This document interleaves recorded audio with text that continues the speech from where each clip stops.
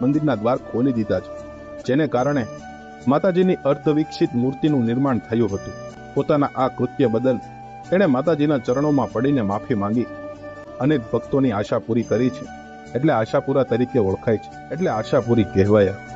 પાસે ભલે ને તારા રૂપ અધૂરા, કામ સવાયા કીધા, અધીર વણિકની સાંભળીને પ્રાર્થના, દેવળ દર્શન દીધા. સ્વયંભૂ માણી તું તો પાષાણે પ્રગટી, જગ આખામાં ઓળખાણી, દેશ દેવીમાં આશાપુરા કહેવાણી. કચ્છના લખપત તાલુકામાં માતાના મઠ એક પ્રખ્યાત ધર્મ સ્થળ છે. અહીં બિરાજતા દેશ દેવીમાં આશાપુરાના દર્શને લાખો ભક્તોનો માનવ મેરામણ ઉપટી પડે છે. માં આશાપુરાના સ્થાપન, પ્રાગટ્ય અને મહિમા વિશે જણાવે છે કે મંદિરમાં રહેલી માની આ મૂર્તિ સ્વયંભૂ પ્રગટ થઈ હતી. મઢમાં માતાની સ્થાપના અંગે અનેક દંતકથાઓ પ્રવર્તે છે. કહેવાય છે કે કચ્છની ધણિયાળી માં આશાપુરાનું પ્રાગટ્ય 1500 વર્ષ પહેલા થયું હતું. દેવચંદ નામે એક મારવાડનો જૈન વાણિયો વેપાર અર્થે કચ્છ આવેલ. વેપાર માટે કચ્છ આવેલા વેપારી વાણિયો કચ્છની ધરા પર ફરી રહ્યો હતો. ફરતા ફરતા વેપારી વાણિયો કચ્છની તે જગ્યાએ આવી પહોંચે છે જ્યાં આજ તાજેતરમાં આશાપુરા માતાજી બિરાજમાન છે. વેપારી ત્યાં પહોંચ્યો ત્યારે આસો મહિનાનો નવરાત્રીનો સમય ચાલતો હોવાથી વેપારી વાણિયાએ તે જગ્યા પર માતાજીની સ્થાપના કરી. રોજ સાચા દિલથી ભક્તિ ભાવપૂર્વક માતાજીની આરાધના કરવા લાગે છે. માતાજીની સ્થાપના કરી દેવચંદ વેપારી વાણિયો આખો દિવસ માતાજીની ભક્તિ કરવામાં લીન રહે છે. માતાજી વેપારી દેવચંદ વાણિયાની ભક્તિની આરાધના જોઈ પ્રસન્ન થાય છે અને વાણિયાને સ્વપ્નમાં આવી દર્શન આપી કહે છે, દીકરા, હું તારી ભક્તિ ભાવથી ખુશ થઈ તને દર્શન આપવા આવી છું અને જે જગ્યા પર મારી રોજ પૂજા ભક્તિ કરે છે એ જ જગ્યા પર મારું મંદિર બનાવી મારી પૂજા ભક્તિ કરજે.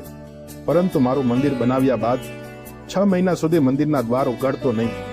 વેપારી દેવચંદ સ્વપ્નમાં માતાજીના દર્શન થતા ખુશખુશાલ બની માતાજીના કહ્યા પ્રમાણે પોતાનું ઘર છોડી ત્યાં આવી રહેવા લાગે છે. વેપારી વાણિયો માતાજીના કહ્યા મુજબ મંદિર બનાવી પોતે મંદિરના દ્વાર પાસે બેસી મંદિરની રખેવાળી કરવા લાગે છે. મંદિરના દ્વાર બહાર રખેવાળી કરતા 5 મહિના જેટલો સમય પસાર થઈ ગયો. એક દિવસ બન્યું એવું કે વેપારી વાણિયાને મંદિરના દ્વાર પાછળ ઝાંઝર અને ગીતનો અવાજ સંભળાય છે. મંદિર અંદરથી આવતો ઝાંઝરનો મધુર અવાજ સાંભળી વેપારી વાણિયો માતાજીએ કરેલી વાત ભૂલી મંદિરના દ્વાર ખોલી અંદર પ્રવેશ કરે છે. મંદિર અંદર પ્રવેશ કરતાની સાથે વાણિયાને અલૌકિક અહેસાસ થાય છે. માતાજીના સ્થાપના સ્થાને જુએ તો દેવી માની ભવ્ય મૂર્તિના દર્શન થાય છે. વેપારી વાણિયો માતાજી પાસે દર્શન કરવા જાય છે. ત્યાં સ્વપ્નમાં માતાજીએ કહેલી વાત યાદ આવી કે તેણે માતાજીએ આપેલા સમયના 1 મહિના પહેલા જ મંદિરના દ્વાર ખોલી દીધા છે, જેને કારણે માતાજીની અર્ધવિકસિત મૂર્તિનું નિર્માણ થયું હતું. પોતાના આ કૃત્ય બદલ તેણે માતાજીના ચરણોમાં પડીને માફી માંગી. માતાજીએ કહ્યું, તારી ઉતાવળને લીધે મારા ચરણોનું પ્રાગટ્ય અધૂરું રહી ગયું, પરંતુ તારી ભક્તિથી હું પ્રસન્ન થઈ છું. દેવીએ વેપારી વાણિયાને વરદાન માંગવા કહ્યું. વરદાનમાં તેણે પુત્ર પ્રાપ્તિની માંગણી કરી. માતાજીએ તથાસ્તુ કહી વેપારી વાણિયાને પુત્ર પ્રાપ્તિનું વરદાન આપ્યું. માએ એની આશા પૂરી કરી અને તેમને પુત્ર રત્ન પ્રાપ્ત થયો, એટલે આશા પૂરી કહેવાયા. માતાની મૂર્તિ 7 ફૂટ ઊંચી છે અને તે અર્ધ શરીર છે તથા 7 આંખવાળી છે. અનેક ભક્તોની આશા પૂરી કરી છે, એટલે આશાપુરા તરીકે ઓળખાય છે. જ્યારે તેમનું સ્થાનક માતાના મઠ તરીકે સમગ્ર ગુજરાત, રાજસ્થાન સહિત દેશમાં જાણીતું છે. નવરાત્રી દરમિયાન 7મ 8મના પર્વે કચ્છના મહારાવ ચાચર કુંડમાં સ્નાન કરી ખુલ્લા પગે મંદિરમાં આવી માતાજીને પતરી ચડાવે છે. આ એક વિશિષ્ટ પૂજા છે.